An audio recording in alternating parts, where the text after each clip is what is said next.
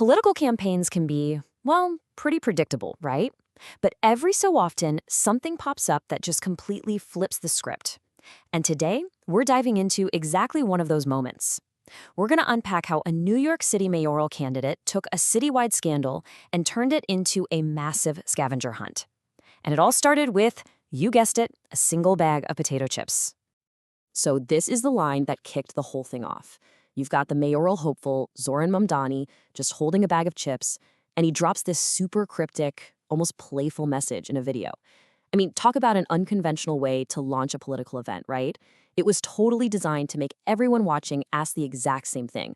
What on earth is this guy hiding? Okay, so the players in this whole drama are pretty simple. You've got Zohran Mamdani, the candidate himself. You've got this cryptic video announcement he called Game On.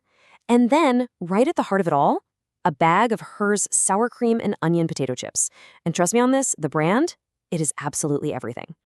All right, so how does a simple bag of chips become a huge political symbol? Well, to get that, we've got to look at the bigger picture here. This wasn't just some random prop he picked up. Oh, no. This was a very, very carefully chosen jab. Okay, so here's the one piece of context you absolutely need to know. Just a few days before Mamdani's video dropped, a massive story broke. An advisor to the current mayor, Eric Adams, got suspended. Why? Because he allegedly tried to hand a reporter a bunch of cash, get this, hidden inside a potato chip bag. Yeah.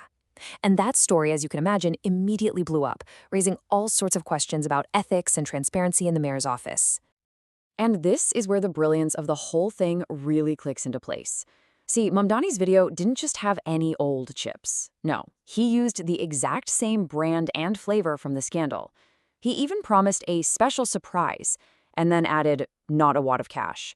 It was just so direct, so witty, and honestly, an unforgettable way to shine a spotlight on his opponent's ethics issues without ever running a nasty attack ad. So, with the hook set, the campaign officially launched what they called the Scavenger hunt. And let's be clear, this was no simple gimmick. This was a huge logistical undertaking that literally sent thousands of people all over New York City. And the route itself? It was basically a living tour of the city's political history. It kicked off at the old Tammany Hall, which, if you know your NYC history, is a massive nod to the city's long legacy of political corruption. A pretty clear line being drawn from the past to the present, right? From that spot, people followed clues all tied to former mayors, kind of weaving this story about the city's leadership. And this whole trek across multiple boroughs, it wasn't just for kicks. The whole point was to show that this candidate knows and loves the entire city, not just one part of it. So after hours and hours of running all over the city, the hunt finally ends. And where? At this little, unassuming coffee shop in Astoria, Queens called the Little Flower Café. But of course, the name of this place was no accident. It was the last and maybe the cleverest clue of them all. And here it is, the punchline that connects everything. Fiorello, right? The first name of one of New York's most celebrated reformist mayors, Fiorello LaGuardia.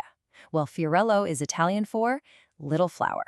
So this entire hunt that started with a wink and a nod to corruption, it ends with a pun celebrating a legacy of reform.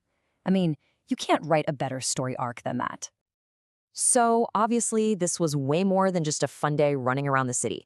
Every single stop, every clue was just packed with political messaging. Let's break down the strategy here. So the strategy here was really multi-layered. When you think about it, it framed the whole election as something more than just a choice between two candidates.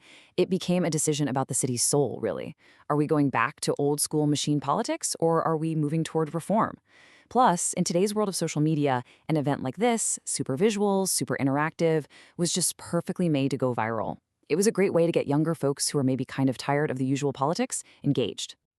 Look, a clever idea is great, but the big question is, did people actually show up?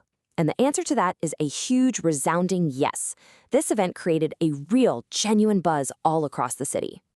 The turnout was honestly absolutely staggering. The campaign's own high-end estimate said around 2,000 people took part.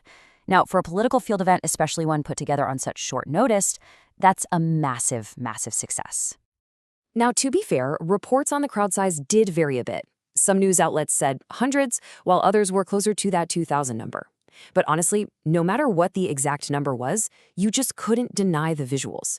There were huge lines at every single stop. They even ran out of the printed scorecards for people to use. It was pretty clear this whole thing had tapped into something really big. So what did people get for all that effort? What was the big prize at the end? Well, no secret wads of cash, that's for sure. The prize was super simple: a photo with the candidate, a warm cup of chai, and some cool stickers. The campaign leaned hard into that contrast, making it crystal clear that this event was about community and fun, the total opposite of that whole cash in a chip bag mess. So at the end of the day, why are we even talking about this? What's the big deal? Well, it's because this whole thing might just represent a real shift in how political messaging can be done. It was just so effective on so many different levels. And as you'd expect, the two campaigns saw it very, very differently.